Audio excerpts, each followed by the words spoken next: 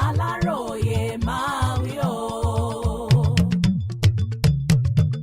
Nítorí ọ̀rọ̀ tí kò tó nǹkan Vincent pa Ayalegbe ẹ̀.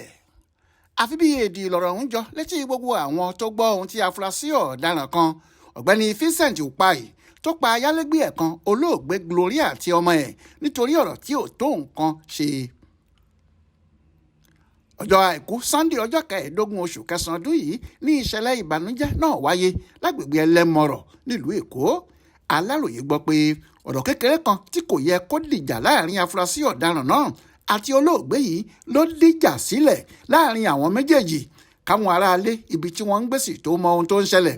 Afurasí ọ̀daràn náà ti ṣinú bí ó ti gbẹ̀mí olóògbé àti ọmọ rẹ̀ tó ń gbé lọ́dọ̀ rẹ̀. Bó ṣe pa á tán ló bá gbé òkú rẹ̀ sínú àpò ṣaka ńlá kan ó fẹ́ lọ jù ú nù kó tó di pé ọwọ́ tẹ̀ ẹ́. Alukoro iléeṣẹ́ ọlọ́pàá ìpínlẹ̀ Èkó SP Benjamin Hundeyin tó fìdí ìṣẹ̀lẹ̀ ọ̀hún múlẹ̀ fáwọn oníròyìn lọ́jọ́ Ajé Monday ọjọ́ 16 oṣù kẹsàn-án ọdún yìí sọ pé ọ̀rọ̀ ilẹ̀ gbígbá ló dìjà sílẹ̀ láàrin afurasí ọ̀daràn náà àti olóògbé káwọn aráalé sì tó mọ ohun tó ń ṣẹlẹ̀. Afurasí ọ̀daràn náà ti pa ìyáálé ilé náà ó gbé òkú ẹ̀ sínú àpò ṣaka ó fẹ́ lọ jù ú nù.